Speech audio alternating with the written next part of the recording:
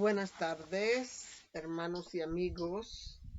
Mi nombre es María y estos son Joyas Auténticas, y el estudio que nos va a ocupar en la próxima hora y cuarto más o menos es la parte 11 de la serie de La Señal de Jonás, y los invito a que me acompañen en una palabra de oración.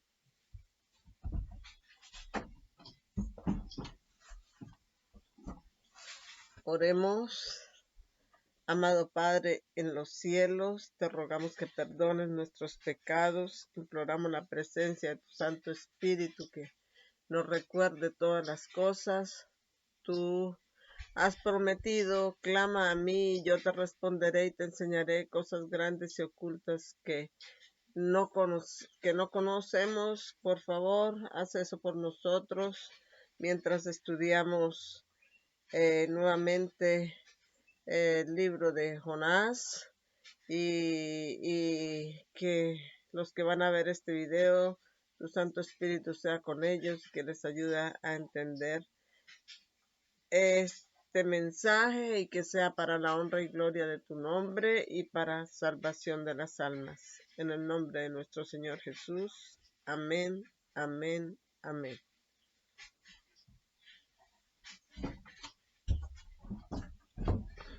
Muy bien, bienvenidos a Joyas Auténticas.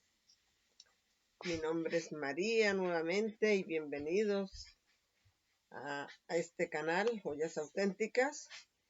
Y nosotros, como para resumir la última presentación que se hicimos de la serie La Señal de Jonás, parte 10, resumimos en el capítulo anterior, en el verso, en el estudio anterior, en el verso 2, vimos a Jonás. Enfocamos el tema de Jonás estando en aflicción, y vimos que el pueblo de Dios ha estado en aflicción por su rechazo de dar el último mensaje de advertencia al mundo. Y ahora vamos a leer Jonás capítulo 2, verso 3, y dice: porque me echaste en lo profundo, en medio de los mares, y las corrientes me rodearon. Todas tus olas y tus ondas pasaron sobre mí. Así que vemos a Jonás estando en la ballena, y también no solamente estando en la ballena, sino también estando en el mar, porque la ballena y Jonás van juntos. Y bueno, así Jonás no solo es tragado por la ballena, que representa el dragón en la profecía bíblica, sino que ha sido arrojado a lo profundo en medio de los mares. La inundación, las aguas lo rodearon, y las ondas y las olas pasaron sobre él. Y tenemos aquí una pregunta. Y la pregunta es: ¿qué representa una inundación en las Escrituras?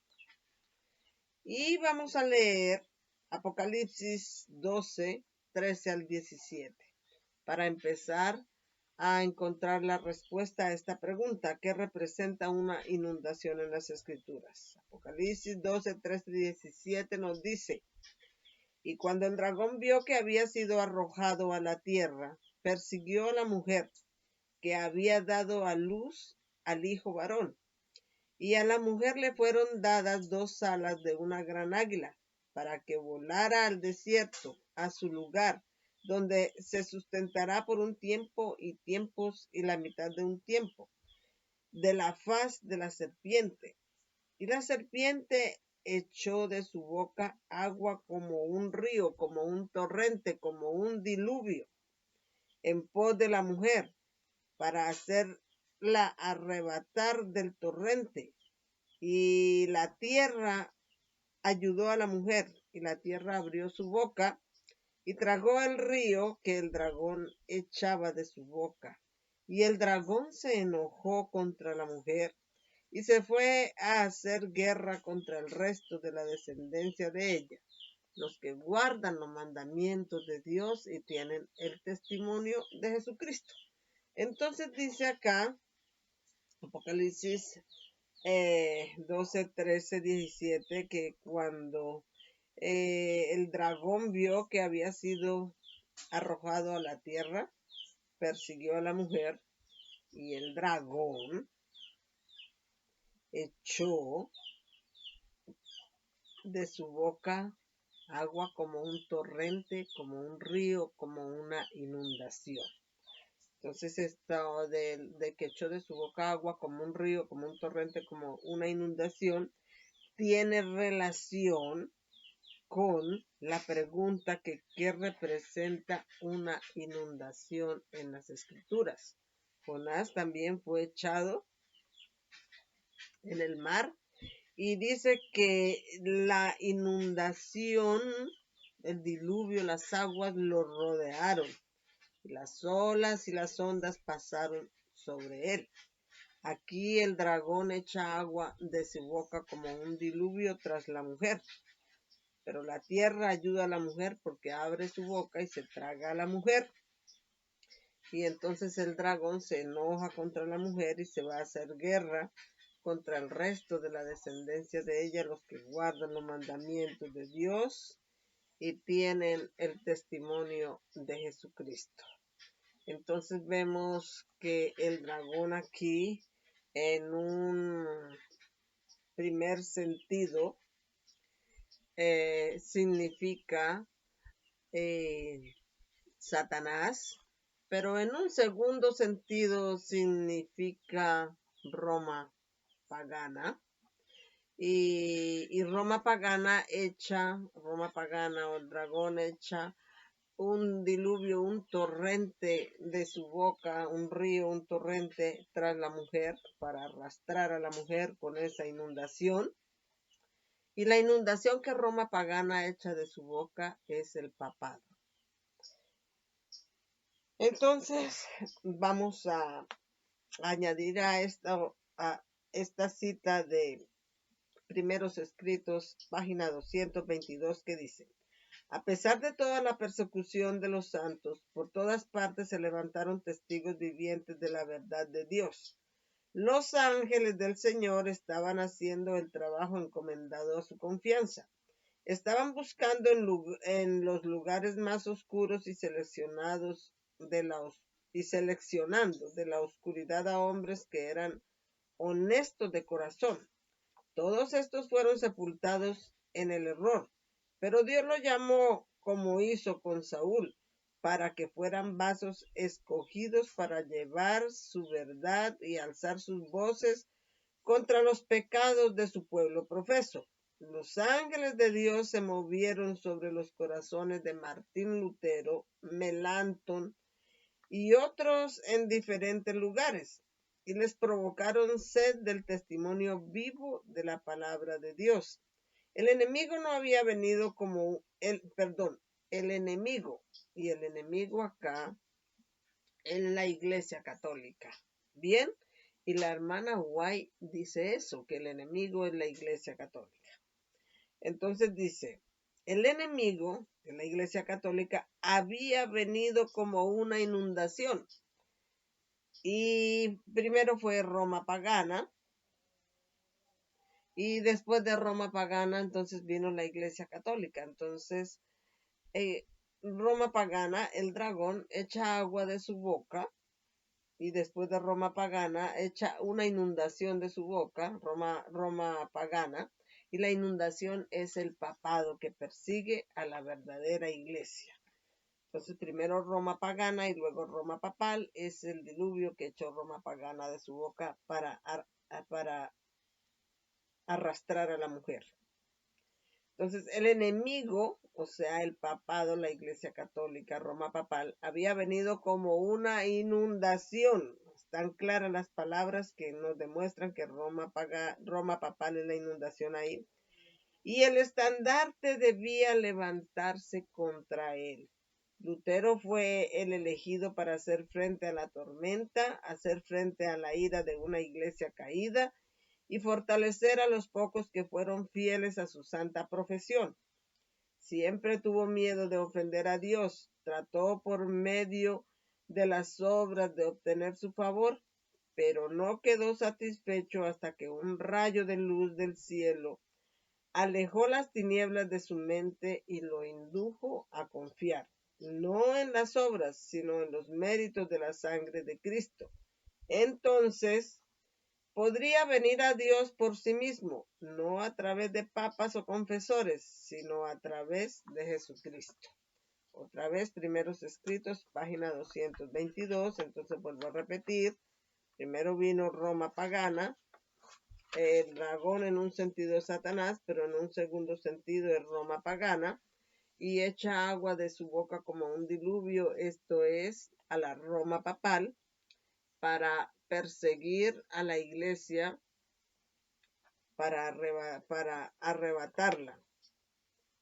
Y entonces, en un sentido acá, se puede decir que Roma puso un diluvio de persecución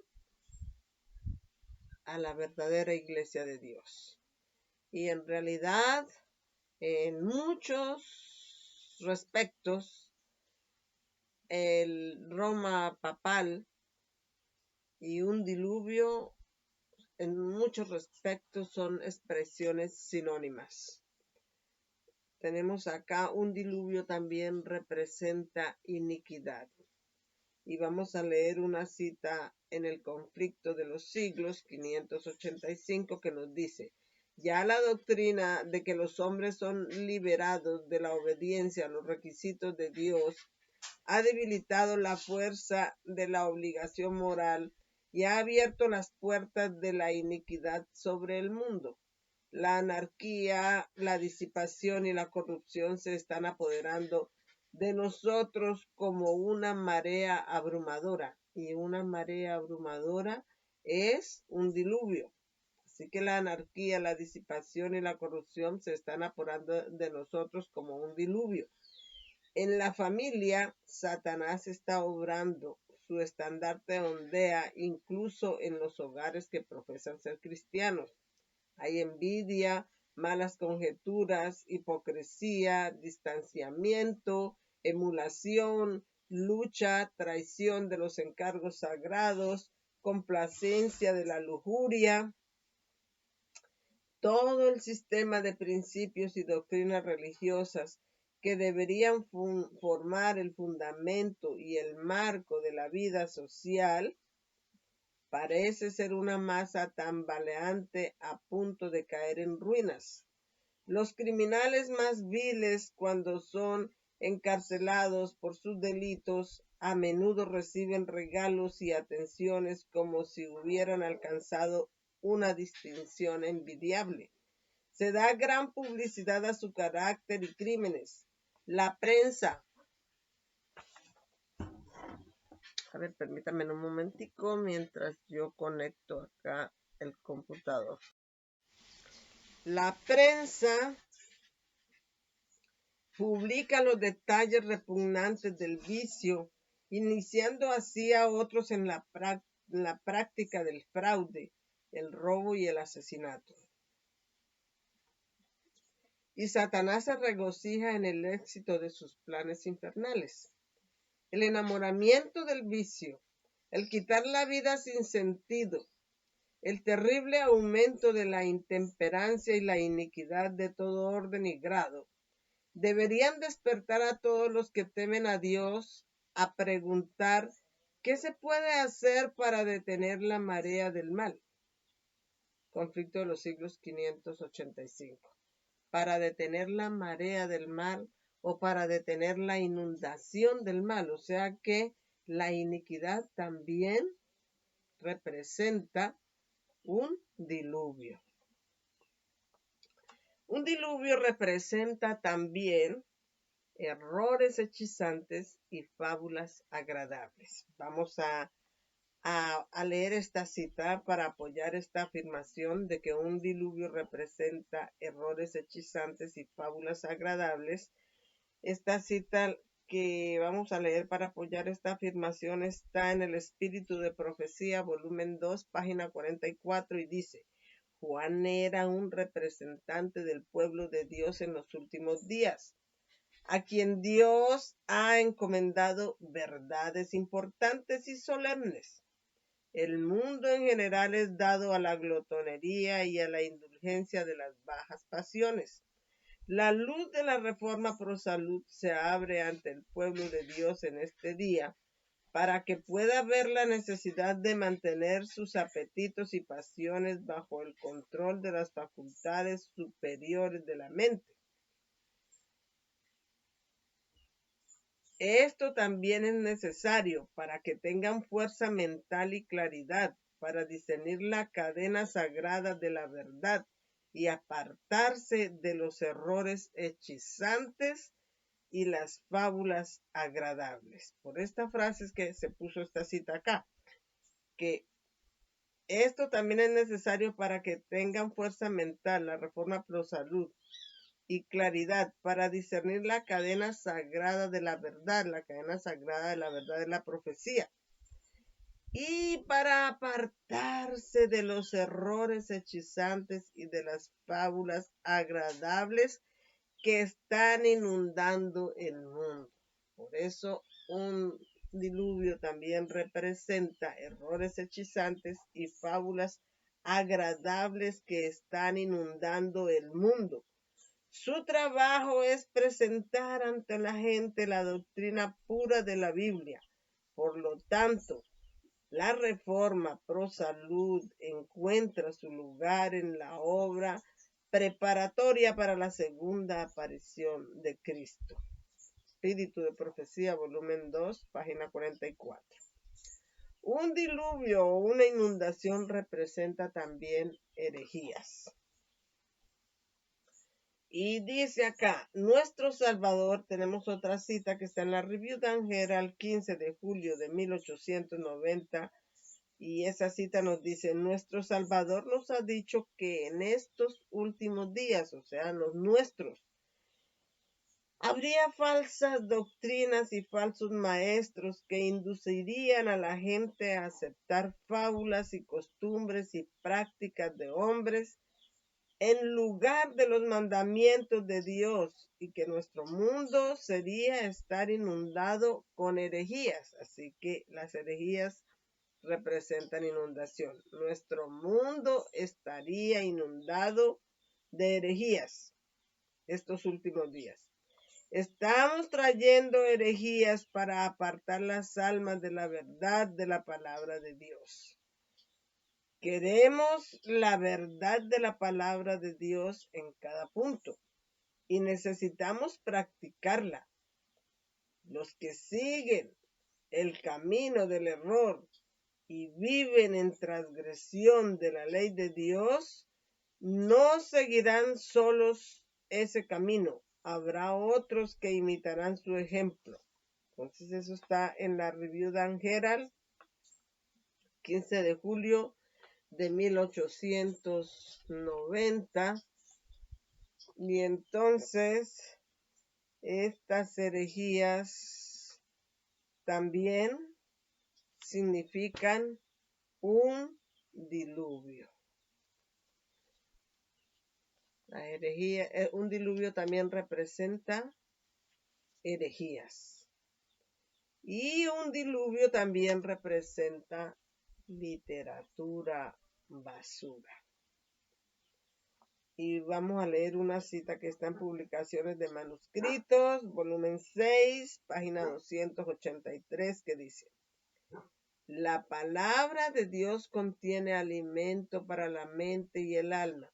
El apetito por leer las novelas o la lectura basura que se encuentran en muchas de las revistas que están inundando el mundo,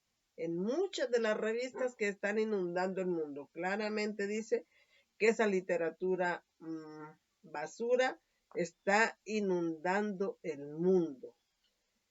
que se encuentra en muchas de las revistas que están inundando el mundo provocará un empequeñecimiento del crecimiento espiritual.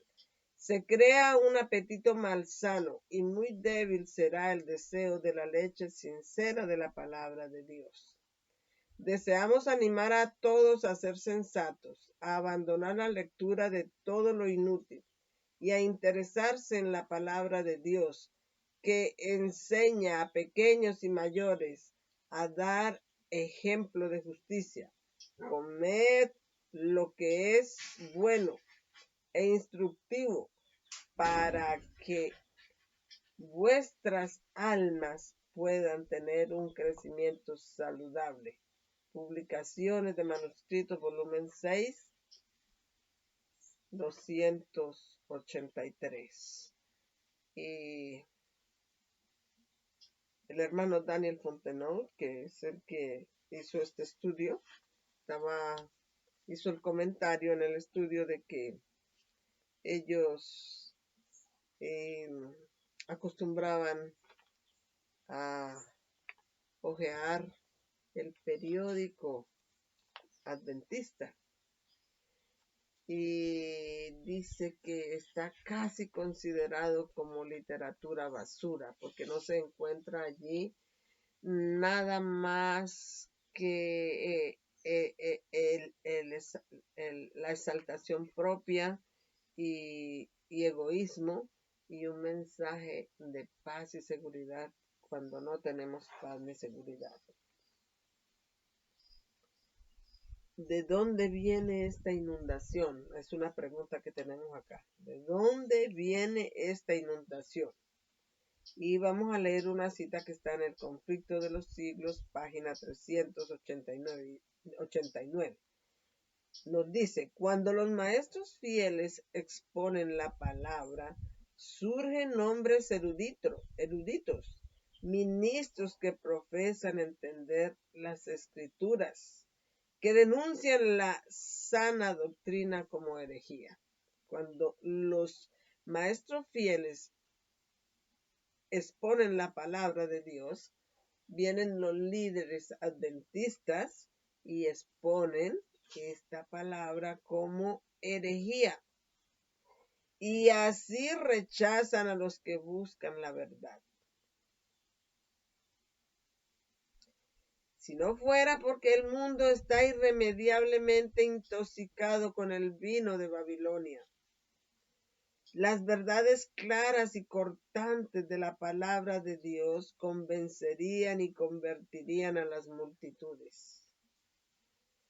Pero la fe religiosa parece tan confusa y discordante que la gente no sabe qué creer como verdad. El pecado de la impenitencia del mundo está a la puerta de la iglesia. ¿Y de qué iglesia está hablando la hermana Way aquí en el Conflicto de los Siglos 389? ¿De qué iglesia está hablando? Ella está hablando mayormente de la iglesia católica, pero también está hablando mayormente de las iglesias protestantes, apóstatas, pero sí, también está hablando de la iglesia adventista del séptimo día. El pecado de la impenitencia del mundo yace a las puertas de la iglesia adventista del séptimo día, porque ella se ha negado a cumplir el mandato que Dios nos ha dado de llevar el mensaje de advertencia al mundo. Vamos a leer aquí la siguiente cita que la encontramos en las cartas de Beatty Creek, página 123 a la 125. Y nos dice, por lo cual dice el Señor, por cuanto este pueblo se acerca a mí con su boca y con los labios me honra, pero ha apartado de mí su corazón y su temor hacia mí es enseñado por precepto de hombres. O sea, este pueblo se acerca a mí con su boca y con sus labios me honra, pero su temor de mí es enseñado por preceptos de hombres. Y hermanos y hermanas, yo les aconsejo buscar qué significa o la profundidad del significado de esta frase, que su temor de mí es enseñado por preceptos de hombres. ¿Qué significan estas palabras? Por tanto, he aquí, procederé a hacer una obra maravillosa y un prodigio, porque perecerá la sabiduría de sus sabios y se desvanecerá el entendimiento de sus prudentes. Ay de vosotros, porque dicen, las obras están en tinieblas, y dicen, ¿quién nos ve y quién nos conoce? Ciertamente vuestra inversión de las cosas será estimada como el barro del alfarero, porque la obra dirá del que la hizo, él no me hizo a mí. O dirá la cosa enmarcada del que la enmarcó, ¿no tenía entendimiento? Sí, dicen los líderes de la iglesia adventista que están haciendo su obra en las tinieblas. Dicen, Él no nos ve, quién nos conoce. Y ellos los líderes del adventismo están diciendo, el Señor no levantó a esta iglesia adventista. Con sus obras, ellos aparentemente del labio dicen, pero con sus obras están diciendo, no creen que el Señor ha levantado la iglesia adventista del séptimo día. ¿Y cuál es la obra que ellos están haciendo en las tinieblas? Ellos están tomando libros como El conflicto de los siglos, El camino a Cristo, El deseo de todas las gentes y otros, y están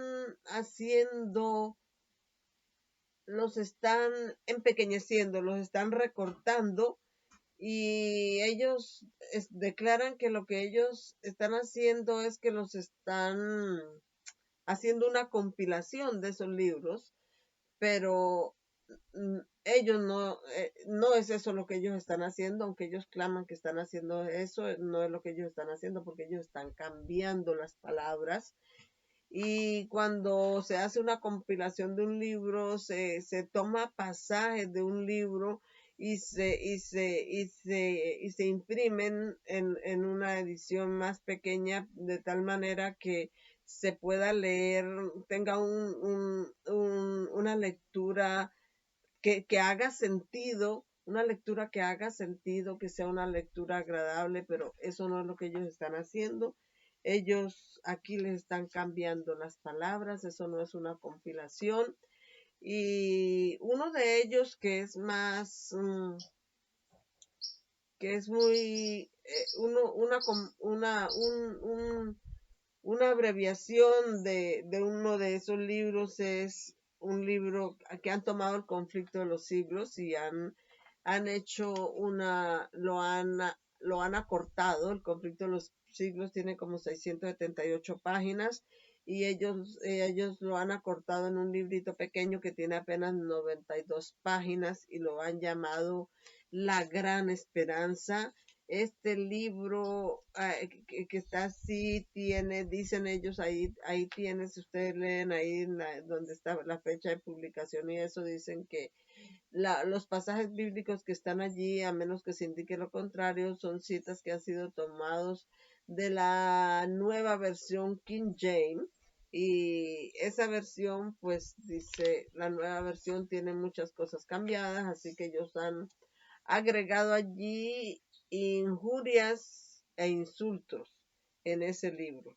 Así que dice el autor de este estudio yo me imagino que ustedes conocen ese libro, La Gran Esperanza, lo han sacado de una abreviación que han hecho del conflicto de los siglos y le han cambiado, y él dice que si ustedes tienen ese libro, tírenlo, no lo tengan con ustedes, tírenlo y vayan al conflicto de los siglos original y léanlo, porque ahora es el tiempo de leerlo, porque la venida del Señor está muy cerca y el tiempo de gracia está a punto de terminar y nuestro Señor Jesús está a punto de aparecer en las nubes de los cielos. Sigo leyendo acá. Entonces, creemos que a eso es que se refiere cuando dice sus obras están en las tinieblas, cuando están haciendo esa mala obra con los libros de la hermana White, la casa editora del adventismo, que están recortando los libros y cambiándole palabras. Esa es la obra que está en las tinieblas y ellos dicen, ¿quién nos ve y quién nos conoce? Ciertamente vuestra inversión de las cosas será estimada como el barro del alfarero, porque la obra es del que la hizo, él no me hizo a mí. O dirá la cosa enmarcada del que la enmarcó, no tenía entendimiento. Así dicen los líderes del adventismo, con sus hechos el Señor no levantó esta iglesia. Cada palabra de esto se cumplirá. Esta profecía está cumplida hoy en la obra que ellos están haciendo. Hay quienes no humillan su corazón ante Dios y quienes no andan rectamente, ocultan sus verdaderos propósitos y se mantienen en comunión con el ángel caído, que ama y hace mentira. El enemigo infunde espíritu en los hombres a quienes puede usar para engañar a los que están parcialmente en la oscuridad. Algunos se están imbuyendo de la oscuridad que prevalece y están dejando de lado la verdad por el error. Ha llegado el día señalado por la profecía. Hoy se está cumpliendo todo esto. Muchos actúan como borrachos. Deténganse y maravíllense. Clamen y lloren. Están ebrios, pero no de vino, ni de muy poco vino. Se tambalean, pero no de sidra, ni de muy poquita sidra, porque el Señor ha derramado sobre ustedes espíritu de sueño profundo y ha cerrado sus ojos. Los ojos de los profetas, los ojos de sus gobernantes y de sus videntes cubrió. Una embriaguez espiritual está sobre muchos que suponen que son el pueblo que será exaltado.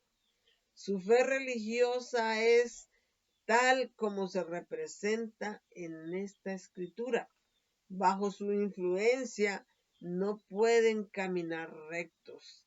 Hacen caminos torcidos en su curso de acción, lo mismo que Satanás, mentiroso y homicida desde el principio, que hace caminos torcidos. Uno tras otro se tambalean de un lado a otro. Son mirados por el Señor con gran piedad. El camino de la verdad no han conocido. Son intrigantes científicos y los que podrían y deberían haber ayudado debido a una clara visión espiritual, están ellos mismos engañados y están sosteniendo una mala obra. Los acontecimientos de estos últimos días pronto se decidirán cuando se revele que estos engaños espiritistas son lo que realmente son, las operaciones secretas de los espíritus malignos. Aquellos que han tomado parte en ellos se volverán como hombres que han perdido la razón. Por lo cual dice el Señor, por cuanto este pueblo se acerca a mí con su boca, vuelve a citar el verso que citó arriba, dice. La hermana White vuelve a citar este verso, dice, por lo cual dice el Señor, por cuanto este pueblo se acerca a mí con su boca y con sus labios me honra, pero ha alejado de mí su corazón y su temor hacia mí es enseñado por preceptos de hombres. Esta frase tiene mucha profundidad. Su temor hacia mí es enseñado por precepto de hombres. Por tanto, he aquí, yo procederé a hacer una obra maravillosa entre este pueblo. aún una obra maravillosa y un prodigio, porque perecerá la sabiduría de sus sabios y se desvanecerá el entendimiento de sus entendidos. Hay de aquellos que buscan profundamente ocultar su consejo de Jehová, y sus obras están en tinieblas y dicen, ¿quién nos ve y quién nos conoce? Ciertamente vuestra inversión de las cosas será estimada como barro de alfarero, porque la obra dirá del que la hizo, él no me hizo, o dirá la cosa enmarcada del que la enmarcó, no tenía entendimiento. Y quiero decirle, mis hermanos y hermanas, que los líderes del adventismo han inundado sus miembros con errores hechizantes, literatura, basura y fábulas agradables. Y ellos dicen, han escondido, hay de los que dicen,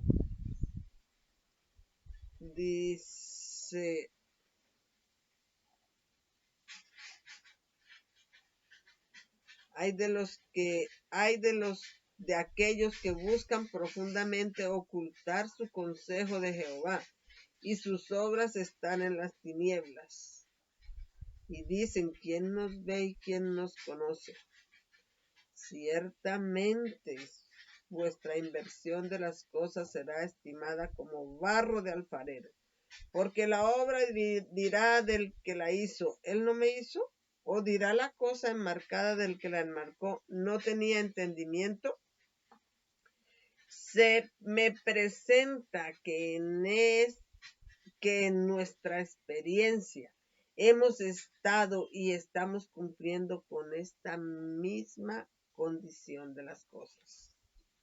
Los líderes del adventismo están cumpliendo con esta misma condición de cosas. Hombres que han tenido gran luz y maravillosos privilegios han tomado la palabra de los líderes que se creen sabios, que han sido grandemente favorecidos y bendecidos por el Señor, pero que se han quitado de las manos de Dios y se han puesto en las filas del enemigo. El mundo se va a inundar, y por esta frase se puso toda esta cita. El mundo se va a inundar de engañosas falacias.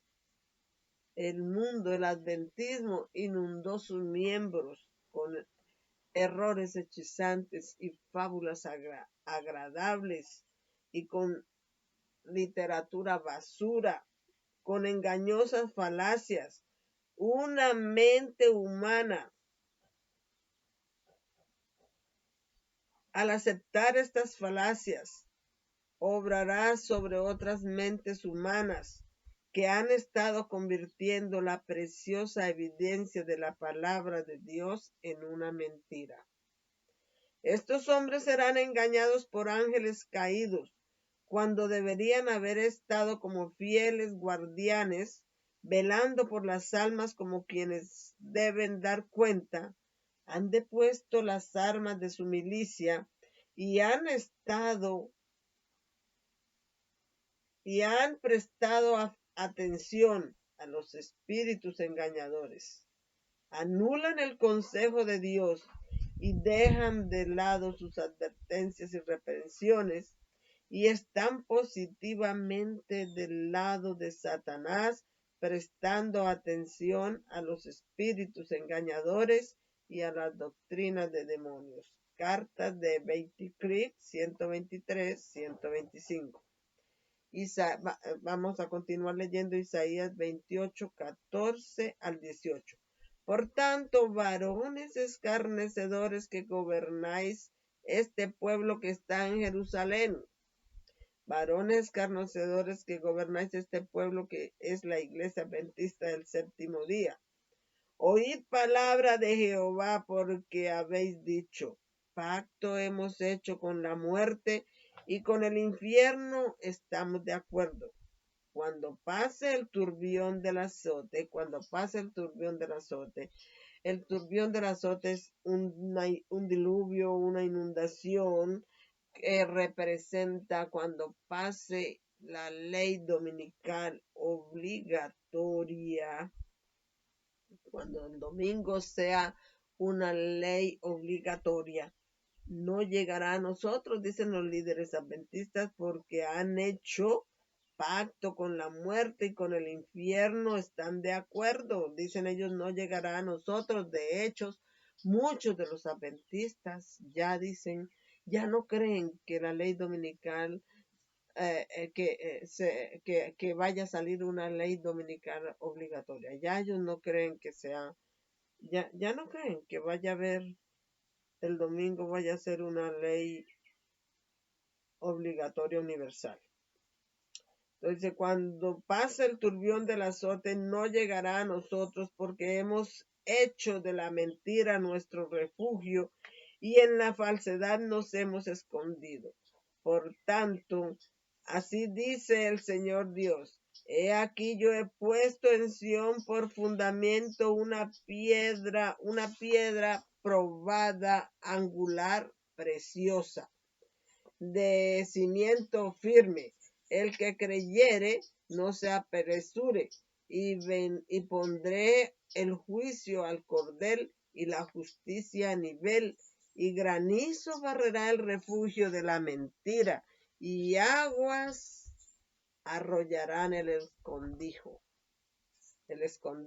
Aguas, diluvio arrollará el escondrijo, y vuestro pacto con la muerte será anulado, y vuestro pacto con el infierno no será firme cuando pase el turbión del azote o la ley dominical, que ellos creen que ya no creen que sea una ley dominical como tal, sino ellos creen que es una ley dominical simbólica. Ya ellos no creen que va a haber una ley dominical como tal. Entonces, cuando pase el turbión del azote, la ley dominical, seréis hollados por él. Vamos a continuar leyendo aquí Jonás capítulo 2, verso 4. Entonces dije, echado soy de tus ojos, sin embargo, volveré a mirar hacia tu santo templo. Entonces, el Señor, cuando Jonás fue echado, cuando él dice, me arrojaste al mar, y tu inundación y tus olas y tus ondas pasaron sobre mí, significa que que Dios echó a Jonás de su vista, de su presencia.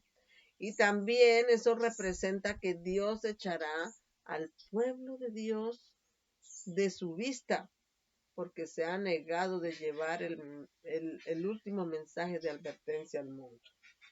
Entonces dije, echado soy de tus ojos, sin embargo volveré a mirar hacia tu santo templo. Jonás 2:4 debe estar conectado con Jonás 1:15 y con Jonás 2, verso 3. Jonás 1:15 dice, así que tomaron a Jonás y lo arrojaron al mar, y el mar cesó de su embravecer. Cuando echaron a Jonás al mar, eso representa que Dios lo echó de su vista. Y así también representa que el Señor echa al pueblo de Dios de su vista, porque no cumplió con la obra que Dios le mandó a hacer. Y Jonás capítulo 2, verso 3 dice, porque me echaste en lo profundo, en medio de los mares, y las corrientes me rodearon, todas tus olas y tus ondas pasaron sobre mí. Entonces, representa que lo echó de su vista, y eso representa que, como dice acá, la expulsión de Jonás representa la verdad de que cuando el pueblo del Señor se niega a hacer la obra que Él les ha mandado hacer, Él los echa de su vista. Él los echa fuera de su templo, como se muestra en los siguientes pasajes. Fue en el Israel antiguo, el Señor también echó de su vista el templo. La casa de Israel era el templo y la echó de su vista. Vamos a leer en los siguientes pasajes cómo se muestra esta verdad acá. Y cuando el Señor nos echa de nuestra vista, no nos responde oraciones. Y el pueblo que está echado de la vista de Dios sigue orando, pero el que responde las oraciones no es Dios, sino el ángel caído, Satanás. Primera de Reyes 9:6-9. Pero si os apartáis de mí, vosotros o vuestros hijos, y no guardáis mis mandamientos y mis estatutos que he puesto delante de vosotros, sino que vayáis y sirváis a dioses ajenos y os adoréis y los adoréis, entonces exterminaré a Israel de la tierra que les he dado. Y esta casa que he santificado a mi nombre, la echaré delante de mí. El templo que era la gloria del Israel antiguo sería echado de la vista del Señor, echado de delante de él. E Israel será proverbio y refrán entre todos los pueblos. Y en esta casa que es alta, todo el que pasare por ella se asombrará y silbará y dirán, ¿por qué ha hecho así Jehová a esta tierra y a esta casa? Y ellos responderán, por cuanto dejaron a Jehová su Dios, que sacó a sus padres de la tierra de Egipto, y se echaron mano de dioses ajenos y los adoraron y los adoraron y los sirvieron. Por eso Dios trajo sobre ellos este mal. Entonces, la hermana White dice en el conflicto de los siglos, página 494, más adelantico vamos a leer la cita, que el Israel antiguo representa a la Iglesia Adventista del Séptimo Día. Por lo tanto, cuando dice que el pueblo de Israel olvidaron a Dios que sacó a sus padres de la tierra de Egipto, de la esclavitud de Egipto, representa aquí que la Iglesia Adventista olvidó a Dios, que el 22 de octubre de 1844 sacó a sus padres de la esclavitud de Egipto, de la esclavitud del mundo, los sacó de Babilonia. Eso es lo que paralela aquí. Por eso Dios trajo sobre ellos todo este mal. Mateo 8:5-13 dice, y entrando Jesús en Capernaum, vino a él un centurión rogándole y diciendo, Señor, mi siervo yace en casa paralítico, gravemente atormentado. Y Jesús le dijo, vendré y lo sanaré. Respondió el centurión y dijo, Señor, no soy digno que entres bajo mi techo, mas di solamente la palabra y mi criado sanará, porque yo soy hombre bajo autoridad. Tengo soldados a mis órdenes y digo a este hombre ve y va, y a otro ven y viene, y a mi siervo hace esto y lo hace. Oyéndolo Jesús se maravilló y dijo a los que le seguían, de cierto os digo que no he hallado tanta fe, no en Israel. Y os digo que vendrán muchos del oriente y del occidente, y se sentarán con Abraham y Jacob, e Isaac y Jacob en el reino de los cielos, mas los hijos del reino serán echados en las tinieblas de afuera. Los hijos del reino hoy, los adventistas del séptimo día, serán echados en las tinieblas de afuera. Allí será el lloro y el crujir de dientes. Y Jesús dijo al centurión, ve, y como creíste, así se ha hecho contigo. Y su sirviente era sanado en la misma hora.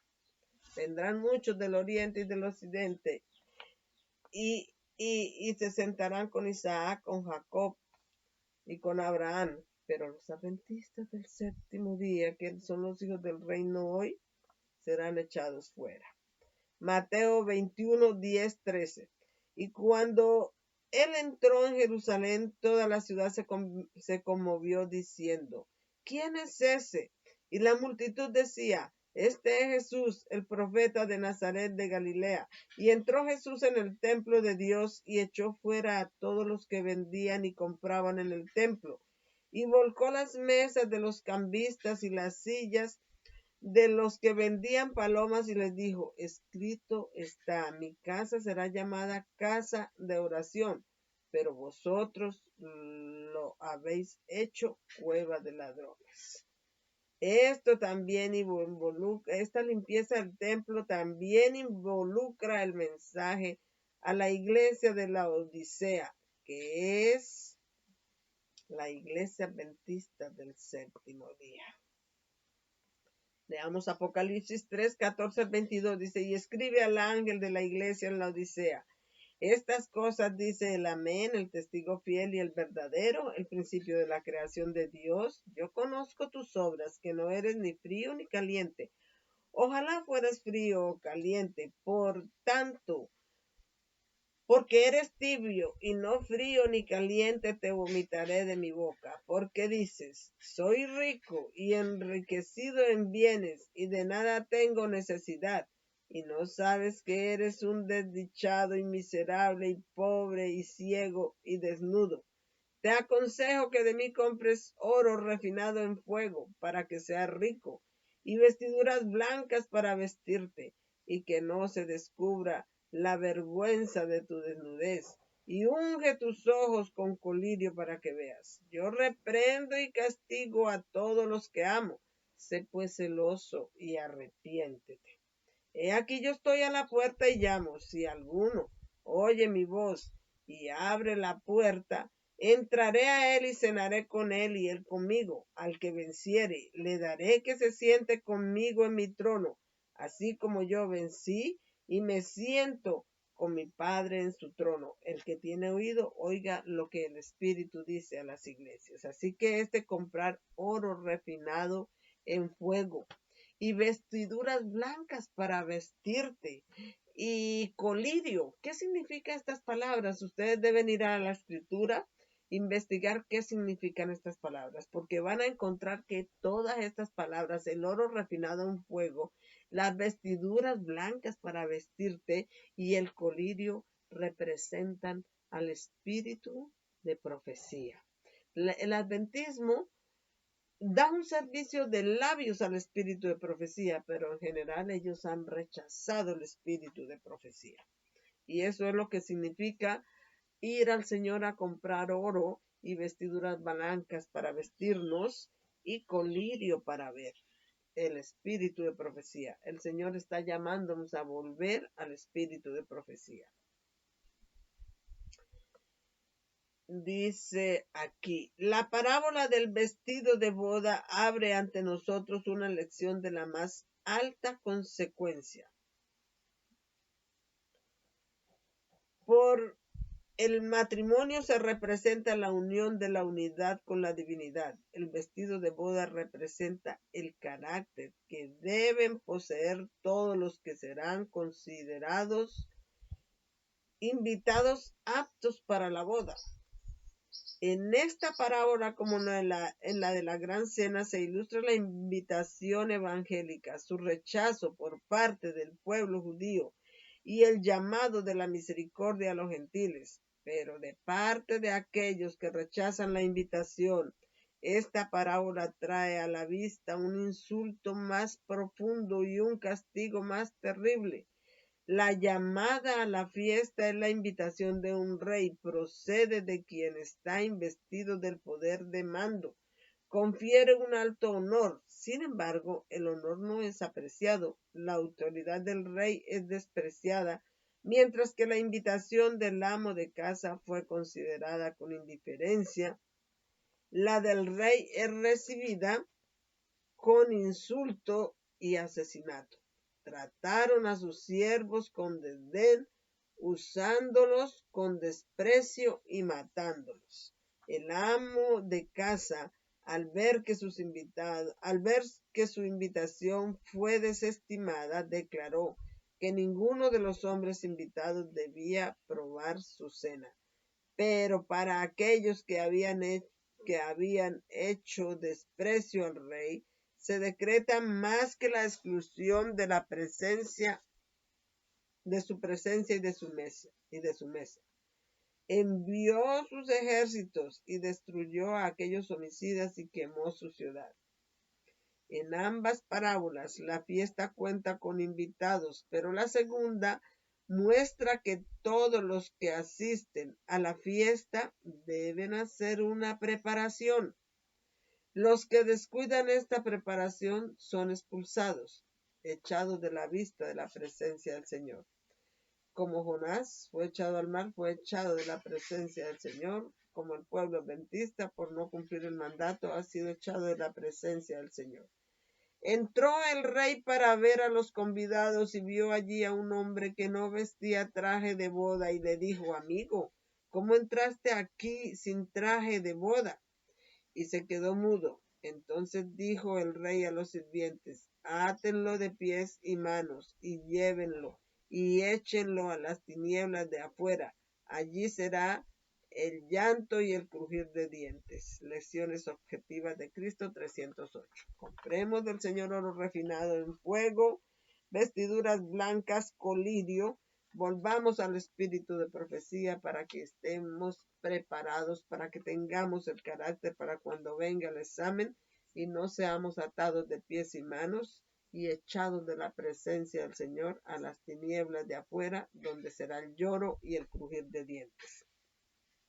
Siguiente cita la encontramos en Conflicto de los Siglos, página 594, dice: antes de su crucifixión, el Salvador explicó a sus discípulos que iba a morir y resucitar de la tumba, y los ángeles estaban presentes para grabar sus palabras en la mente y el corazón.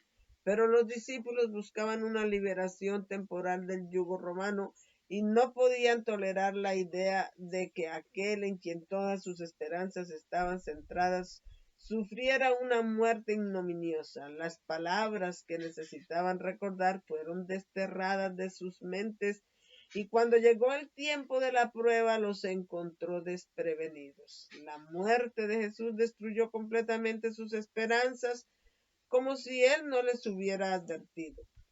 Así en las profecías el futuro se abre ante nosotros tan claramente como se abrió a los discípulos por las palabras de Cristo.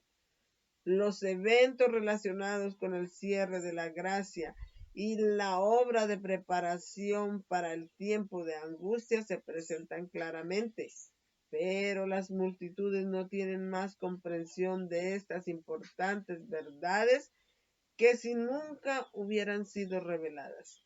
El pueblo de Dios no es como si estas verdades han sido reveladas, pero para el pueblo de Dios es como si nunca les hubiera sido reveladas. Satanás vigila para arrebatarles toda impresión que los haría sabios para la salvación, y el tiempo de angustia los encontraría desprevenidos. Eso es la cita que hablé hace un momento en el Conflicto de los Siglos 594. No están preparados. Cuando venga el examen nos va a coger sin preparación, como si estas verdades nunca hubieran sido reveladas. Tenemos el más profundo interés de que esta reunión en este momento no sea en vano. Queremos ver prosperar la obra de Dios. Sabemos que es un momento muy importante, es un tiempo solemne. Sentimos la importancia de que nuestro pueblo se levante y despierte para que comprenda el tiempo que vivimos. La libertad condicional o el tiempo de prueba de todos nosotros debe cerrarse pronto. El cierre de gracia se cierra pronto y estamos listos para la aparición del Hijo del Hombre en las nubes del cielo. ¿Tenemos puestos el traje de boda o seremos de ese número que se quedará fuera porque no está preparado? Cuán ansiosos estamos de que cada uno de ustedes tenga puesto el vestido de boda, no la vestidura de nuestra propia justicia, sino la justicia de Cristo, que debe tener esto puesto y estar preparado para que cuando tenga lugar el examen de los invitados no sea usted de esos que serán atados de pies y manos y echados fuera por no estar preparados. Es la disposición que nosotros, es la disposición de nosotros desear que estemos preparados lo que queremos. ¿Y quién está listo?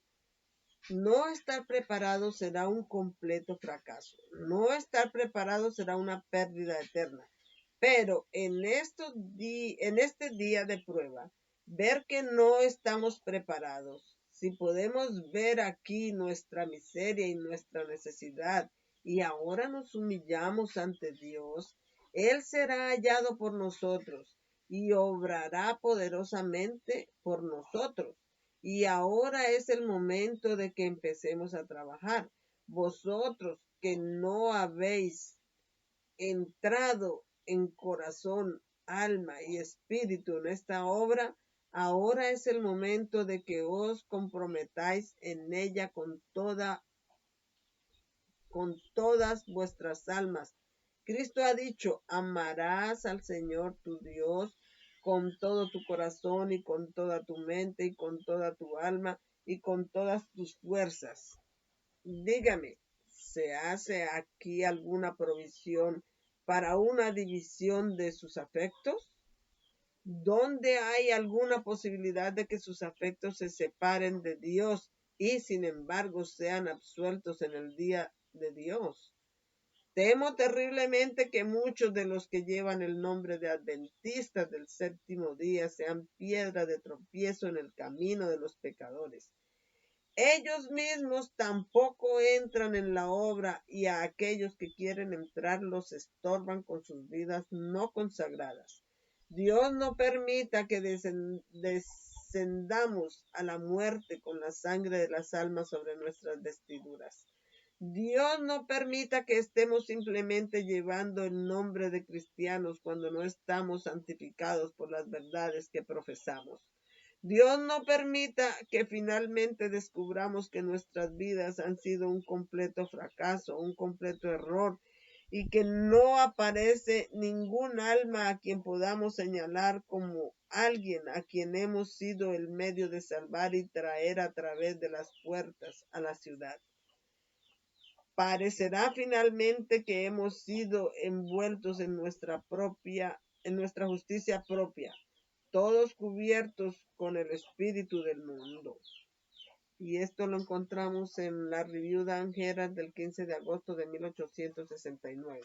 Y esta cita nos dice, si alguno de nosotros vemos nuestra condición, si vemos que no estamos preparados, si podemos ver aquí nuestra miseria y nuestra necesidad, y entonces si volvemos como Jonás rechazó dar el mensaje que Dios le había mandado y se fue, y cuando lo echaron al mar y estuvo en el pez de la ballena, entonces Jonás clamó al Señor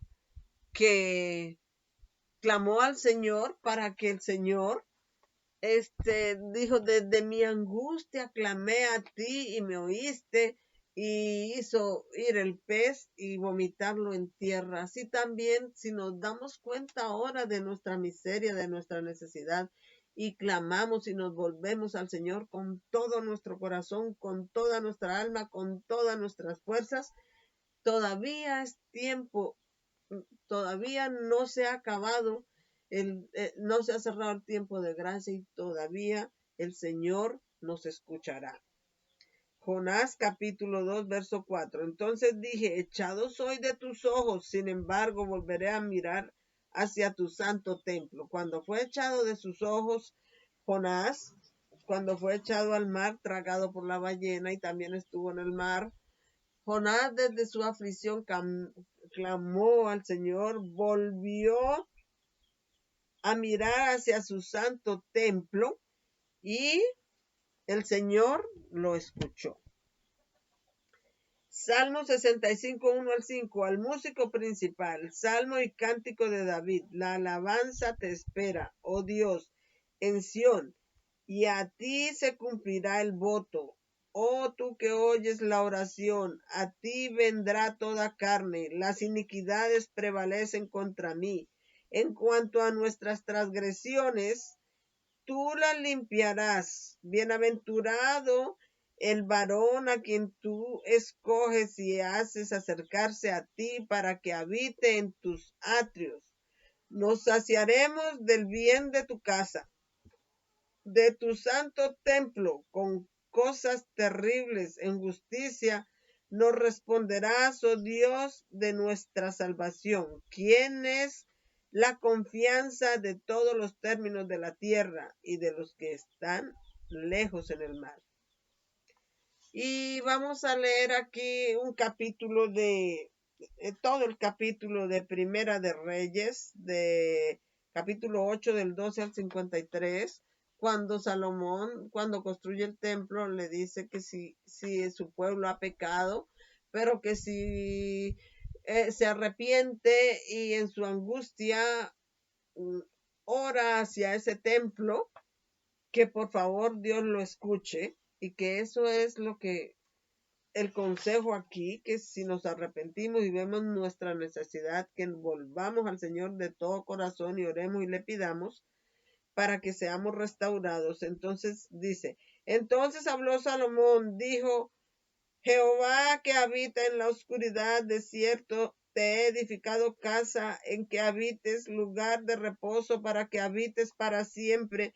Y volviendo el rey su rostro, bendijo a toda la congregación de Israel, y toda la congregación de Israel se puso de pie y dijo, bendito sea Jehová, Dios de Israel, que habló con su boca a David, mi padre, y con su mano lo cumplió, diciendo, desde el día que saqué a mi pueblo Israel de Egipto, ninguna ciudad escogí de todas las tribus de Israel para edificar casa en la cual esté mi nombre, pero yo escogí a David para que estuviera sobre mi pueblo Israel. Y estaba en el corazón de David mi padre edificar una casa al nombre de Jehová Dios de Israel.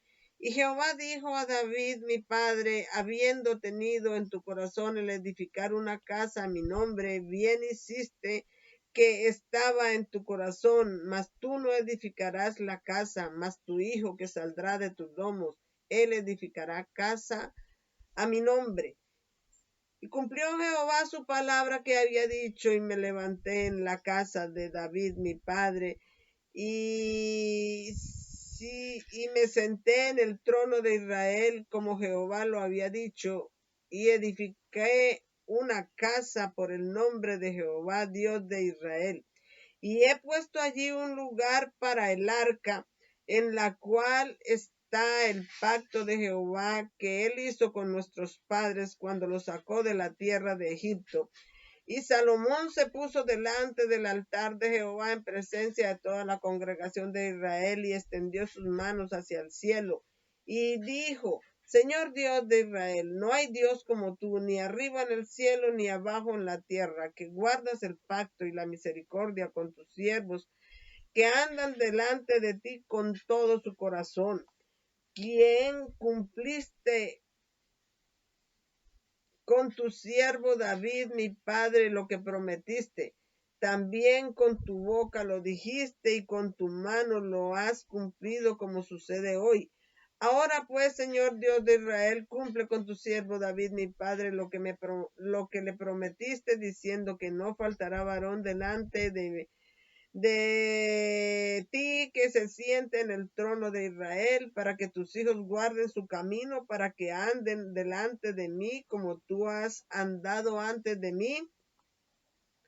Ahora pues, oh Dios de Israel, te ruego que sea verificada tu palabra que dijiste a tu siervo David, mi padre, pero es verdad que Dios habitará sobre esta tierra. He aquí los cielos y los cielos de los cielos no pueden contenerte, cuanto menos esta casa que he construido. Pero tú, Señor Dios mío, mira la oración de tu siervo y su ruego y escucha el clamor de su oración, que tu siervo hace hoy delante de ti.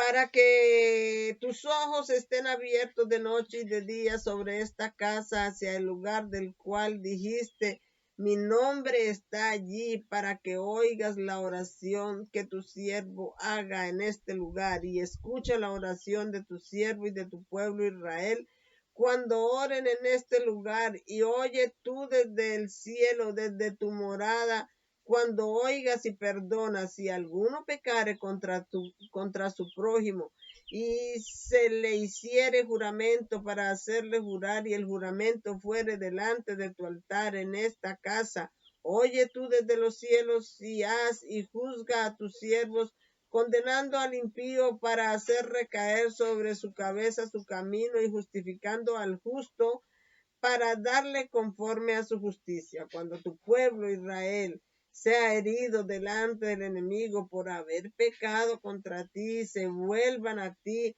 y confiesen tu nombre y oren y te supliquen en esta casa, oye tú desde los cielos y perdona el pecado de tu pueblo Israel y hazlos volver a la tierra que diste a sus padres. Cuando los cielos estén cerrados y no haya lluvia, la lluvia tardía, por haber pecado contra ti. Si oraren hacia este lugar y confesaren tu nombre y se convirtieren de su pecado cuando tú los aflijas, oye tú desde los cielos y perdona el pecado de tus siervos y de tu pueblo Israel, enseñándoles el buen camino en que deben andar, y haz llover sobre su tierra la lluvia tardía, la cual diste a tu pueblo para herencia. Si hubiere en la tierra hambre, si hubiere pestilencia, tizón, langosta, o si hubiere pulgón, y si su enemigo los sitiare en la tierra de sus ciudades, cualquier plaga, cualquier enfermedad que haya, cualquier oración y ruego que hiciere alguno o todo tu pueblo Israel, cuando cada uno conociere la plaga de su corazón y extendiere sus manos hacia esta casa.